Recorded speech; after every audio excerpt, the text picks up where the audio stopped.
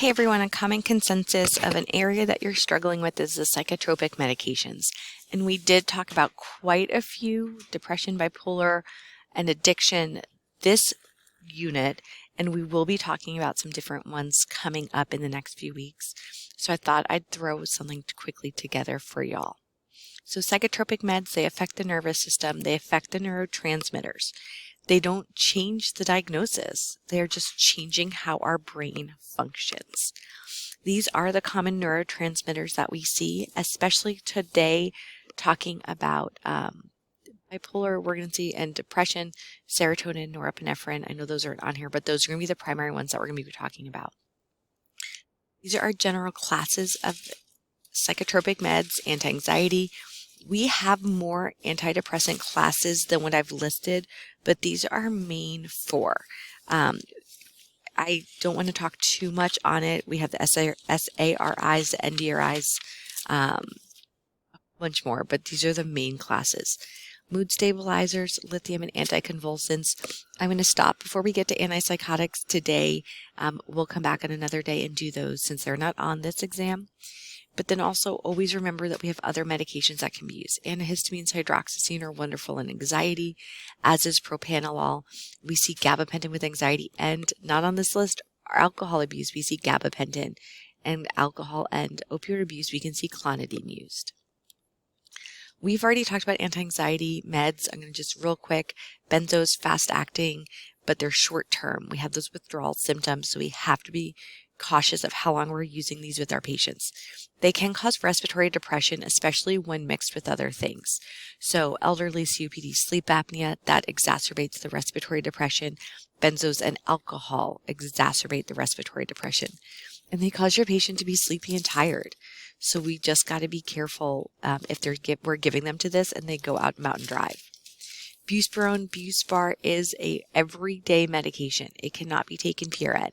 It generally works well, and it's tolerated well by patients. It does not have the side effects or the addicting principles that we see with benzos because it doesn't cause the sleepiness or muscle relaxation.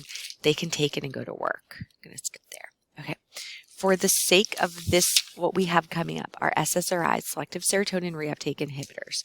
These increase the amount of serotonin that is available in the brain. You have, your sending and receiving neurotransmitter. As the sending neurotransmitter is sending serotonin, this blocks that receiving neurotransmitter from reabsorbing the serotonin, which is what increases the serotonin in your brain. It is used in almost every psychiatric condition. Bipolar is pretty much one of the only ones where we may not use it. That and maybe schizophrenia, OCD, PMDD, bulimia, anorexia, PTSD, even in anxiety. An important thing to note is that they increase suicidality, especially in adolescents and young adults. These medications have a black box warning. In part, they generally take 3 to 4. Some can take up to 6 weeks to work. And when we start these, our patient may have thoughts of wanting to end their life, but they may not have the energy to do it. There's too many steps. It's too hard for the state that they're in.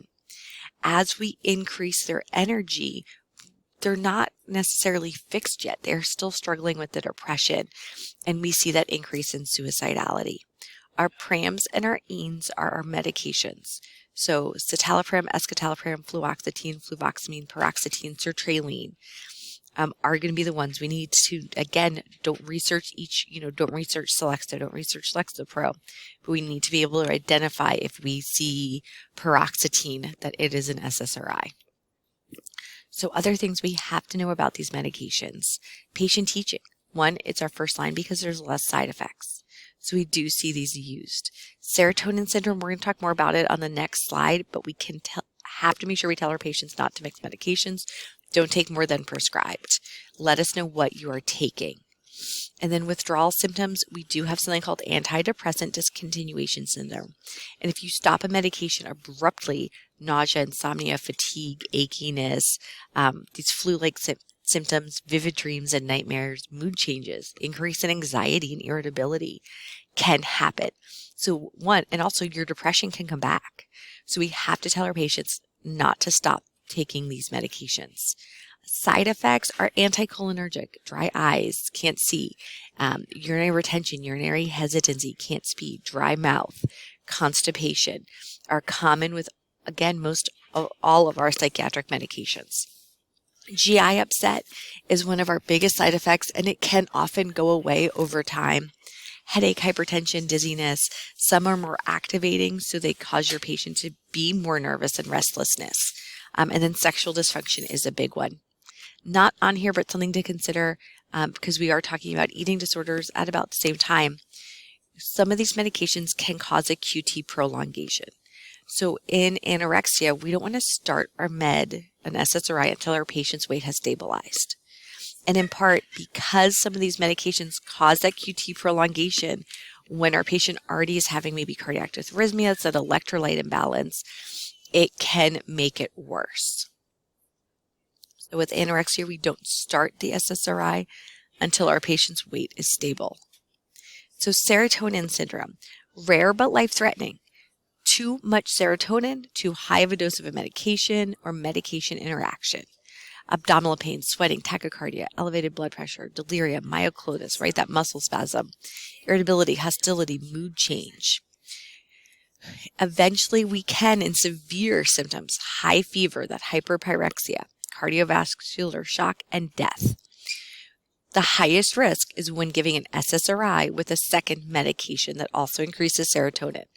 So SSRIs and MAOIs are two big ones. They cannot be taken at the same time.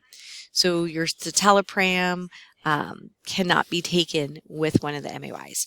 We need to wait 2 to 4 weeks in between the different medications.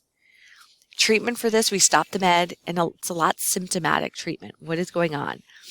We can use other medications that block serotonin. We may have to ventilate our patient. And then there are medications just, again, to help the symptoms. So our SNRIs are our next antidepressant that we're going to talk about. These increase serotonin and norepinephrine. So they have a little bit more side effects. Depression, generalized anxiety disorder, and they work really well in pain. So again, they increase that suicidality, same as with our SSRIs. We're going to see the exact same side effects, but a little bit more. So we have the side effects from increasing serotonin, but now we have side effects from increasing norepinephrine. So we see a big increase in blood pressure and heart rate. Noradrenergic activity that we see in SNRIs, I know that kind of sounds Greek, that is what reduces the pain. So it actually limits pain signals from reaching the brain. Again, just like with our SSRIs, we do not want to stop this abruptly. We can have the same symptoms, that antidepressant discontinuation syndrome. It's almost like a withdrawal, I can never say that word, withdrawal from our antidepressants. So TCAs are one of our last resorts. It affects the reuptake of serotonin and norepinephrine, sedation, waking, dizziness, orthostatic hypertension, tachycardia, and again, anticholinergic side effects are what we see. These medications block the sodium channels in the heart, and that can cause cardiac arrhythmias. So if our patient takes too much of a TCA, what we see is death. They can have this cardiac arrhythmias, and it is very lethal in overdose. So especially in the beginning, that risk of suicide is still here. It's not on the slide, but all of our antidepressants have that risk of suicide in the beginning. And we just see a greater risk with our TCAs at this point. They are, again, also used for pain. So we do see our nortriptyline, amitriptyline can also help with neuropathic pain. So these could be used for depression, or they could be used for neuropathic pain. But again, pain is a huge risk factor for depression. So sometimes in that chronic pain condition, giving our patients something that will both help their pain and help their depression is a win-win. It does really well for some patients. MAOIs, these are our absolute last resort because of that super strict diet. They have more side effects than our other medications that we see. We have the anticholinergic side effects again. So track with me. We're going to try to break this down. MAO is a substance in your body, an enzyme, and it metabolizes serotonin, norepinephrine, dopamine. So a MAOI inhibitor blocks the breaking down of these substances. So it is then increasing the level of serotonin, norepinephrine, and dopamine. However, that MAO enzyme breaks down tyramine, which is a substance found in many foods. So when we inhibit that MAOI enzyme, then we cannot break down tyramine.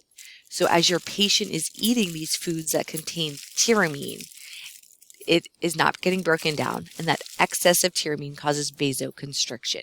And if we constrict our blood vessels, that then leads to hypertension and a potential hypertensive crisis. So we have to talk to our patient about the diet. Wine, beer, aged cheese, chocolates, preserved pickled meats, fermented vegetables, homemade cheese spreads, soy sauce. This list is not inclusive. This is part of a list. Figs, avocados are all different things that our patient cannot eat. That is honestly one of the most important things to remember about MAOIs. Your patient has to have that specific diet. The other thing, and we talked about it with those SSRIs, because of how this increases serotonin, we have to be cautious. MAOIs have multiple interactions with other medications. SSRI stimulants, OTC meds, such as dextromethorphan and pseudoephedrine, are all things we need to look at and consider. We have to have a gap of that 2 to 5 weeks between switching from an SSRI to an MAOI. We cannot give our phenylethylamine, our Nardil, with our paroxetine. So we're switching windows. We are now going to lithium. So this is bipolar. Lithium is a salt. So a lot of our considerations for how we are going to think and work about lithium is going to be similar to what we're going to think about with sodium. We have to look at salt level, fluid intake, and activity. Activity in part, if your patient decides they want to take up playing basketball outside of Texas in the summer and it's 120 degrees and they're sweating, they are sweating out salts and they're at risk for dehydration, and it affects their lithium level. We have to check our lithium levels frequently. Usually we're going to check it in the first few days after we start the medication, make sure it gets to the levels that we want, and then every 1 to 3 months. There is such a narrow window, and lithium toxicity is dangerous. Our target range is honestly going to depend on our patient. If it's acute mania, we might want to push our level to 1 to 1.2. If our patient's a little bit stable, a maintenance lithium level could be 0.6 to 0.8. So it really is going to depend on your patient, your provider, and what do you want. So when we consider that lithium level, we have to look at what can increase that level. So dehydration, vomiting, diarrhea, cutting back on how much water you're drinking. If your patient comes home with a stomach bug and they're puking everywhere, they're good and they wind up dehydrated, we are decreasing their fluid level in their body, which is going to increase the salt level, which increases their lithium level. A diet low in sodium, anything that affects our renal function, right? Sodium gets processed through the renal function, and even our thyroid comes into play in some instances where we have to be cautious. Our meds that affect renal function, salt or water, hydrochlorothiazide, ACE inhibitors, NSAIDs, are contraindicated with lithium because it increases our lithium levels. Caffeine lowers your lithium level. So we need to make sure our patient knows if all of a sudden you have this big project and you find yourself staying awake at night and you're drinking more and more caffeine, you're going to be lowering your lithium level. And honestly, a change in their schedule like that is a risk factor. Staying up and not sleeping is a risk factor for an onset of mania. These do take a few weeks to work, so we do need to be cautious. Lithium toxicity and interventions. Again, this is pretty much straight from your book. We start to see that nausea, vomiting, diarrhea, thirst, polyuria with that level of 1.5. So we really need to make sure our patients know if you have that nausea, vomiting, and diarrhea, call your doctor. Because one, it could be that stomach bug, and it could be that you're sick, and the fact that you're sick is going to cause you to get dehydrated, increase your level. Or it could be you've been stable at 1, but something else has changed, and now you're having those early symptoms of your lithium level slowly starting to rise. Lethargy, fine hand tremors are all things we can also see in that 1.2 to 1.5 range. At that point, right, if we're going to look at our interventions, those are what's on the right side. What do we do? The symptoms can go away on our own. Keep the dose low, don't change the dose, and we want to make sure our kidney and thyroid is functioning. With long-term use at levels less than 1.5, we see renal toxicity, goiters, and hypothyroidism come into play. So we have to be mindful of that. Early toxicity is seen between 1.5 and 2. A lot of GI upset, coarse hand tremors, confusion, our muscles are just moving a little bit more than usual, maybe some sedation, discoordination. At this point, we hold the med and check our blood levels, and we need to reevaluate, is the patient's dosage too high? But again, kidney thyroid functions. At each level, we're probably going to be doing the things at that level before it too. So we need to look and see. Advanced toxicity would be 2 to 2.5. Ataxia, blurred vision, clonic movements have to do with a lot of your reflexes. Large output of diluted urine, seizures, coma, hypotension, and even death can occur at that advanced level. The patient will be hospitalized. We have definitely stopped the medication, and we may be doing a bowel irrigation, rinsing out everything, trying to get the lithium out of their system. Severe toxicity, convulsions, oliguria, which is no urine or super tiny amounts of urine, and then death again. So at each level between 2 and anything above 2.5, we can see death. Especially the severe toxicity, if their patient's still alive, we're doing hemodialysis.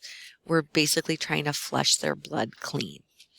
Those are kind of a lot of interventions, a lot of different strategies you can use. But also remember, there are some minor strategies.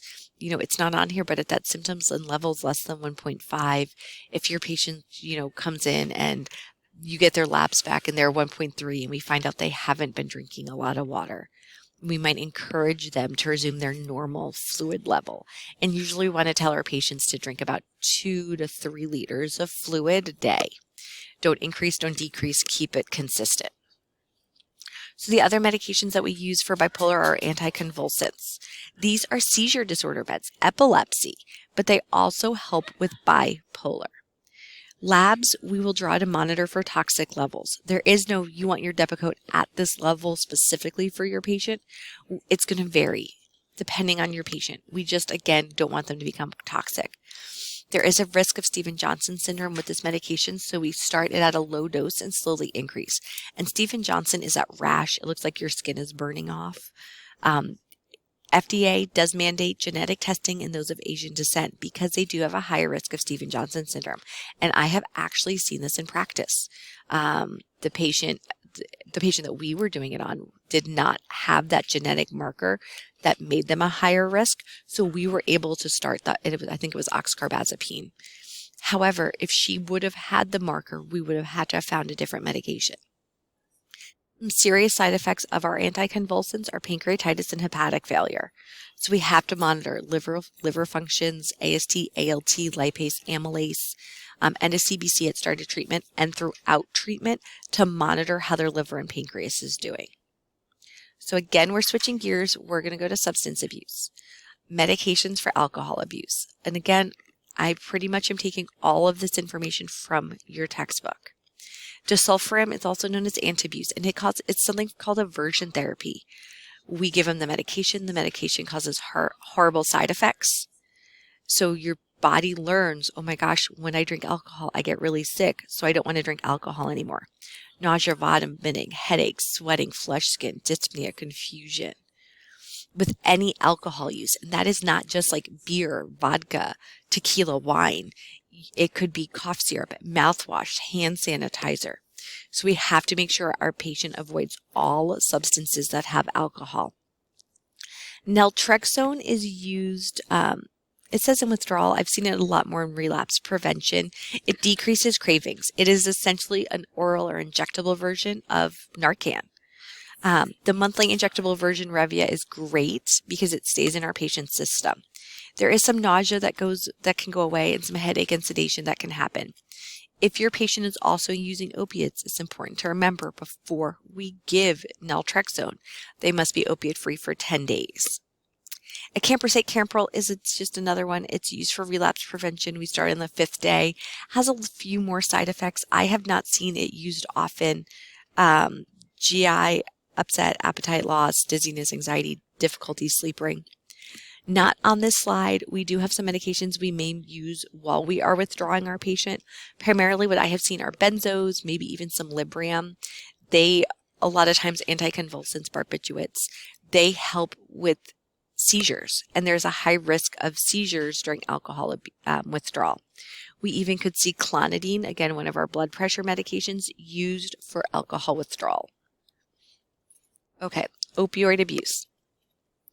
If we have an opioid overdose, we use naloxone, which is Narcan, intranasally IM sub-Q IV. This is one y'all are usually well versed on. It works quickly, but that duration of action is short. So if you have a patient who we are acutely aware that they are overdosing, we give it, respirations will improve almost immediately. However, the action is short, so we may have to repeat administration. Be sure we're monitoring ventilations, keeping an eye on our patient. If you are out and about at home or out in public and someone is, at a bar and someone is overdosing in opioids, and let's say there is intranasal Narcan available, we want to make sure there's usually those two in the box. We give the first dose, we call 911, and then we just keep monitoring the patient in case we need that second. Methadone is kind of our old school. I've never really seen it in practice used because we're using buprenorphine. I shouldn't say that. I've never seen it used for withdrawal. I've seen it used for maintenance. I see a lot more buprenorphine used because it's easier to get access to. So methadone blocks the euphoric effects of opioids. And opioid withdrawal is horrible. It's where the expression cold turkey came from. Call it dope sickness. Your patients, their body hurts and they're just miserable. So we can start giving methadone to ease that withdrawal process. You don't have that quite as euphoric effect as you do if you're taking fentanyl or heroin, but you don't have the negative withdrawal symptoms. We do have serious side effects, and a lot of them are going to be similar to opioids. Difficulty breathing, especially with too much, lightheadedness, hives, rash, swelling of the tongue, hallucination, and not on here, constipation. Constipation is one we see with methadone. Buprenorphine is what I've seen more frequently. It's an opioid partial agonist. So you get mild euphoria and respiratory depression if we take too much, but it's much weaker than opioids. You're not necessarily, if you're using it appropriately, going to have severe respiratory depression with buprenorphine. Constipation, nausea, vomiting, muscle aches are main side effects. We have to wait 12 to 24 hours after stopping opioids to start buprenorphine. It will depend on the specific opioid, how strong it is, morphine versus fentanyl. If our patient is only taking Percocet, we could probably start buprenorphine after about 12 hours. If our patient has been doing quantities of fentanyl, we probably have to wait 24 hours after the last dose. And in part, buprenorphine has a high affinity for those opioid receptors, which means it has a very strong attraction. So if we start it early, buprenorphine is going to go in and basically kick out all the fentanyl. And because buprenorphine does not have the same effect as fentanyl, we basically take our patient and throw them straight into what's called precipitated withdrawal. And it's the worst withdrawal ever, and there's nothing you can do. They pretty much now just have to ride out the withdrawal symptoms. Naltrexone, I didn't really put anything on here because we did just talk about it with alcohol abuse. It is right here if y'all need to see it. But again, it is pretty much the same. Nothing is changing between my opioid abuse and my alcohol abuse slide if we're going to talk about naltrexone. Same things, right? It decreases cravings, decreases those pleasurable feelings, oral monthly. And again, opioids, we have to be have to be opioid free for 10 days before we start this medication. I am going to stop and pause here. 25 minutes almost is long enough. I will pick this up when we go through next chapters because I got a whole bunch on antipsychotics. And again, if y'all have questions, let me know. And also, all of this information came straight from your textbook. So that is always an amazing resource.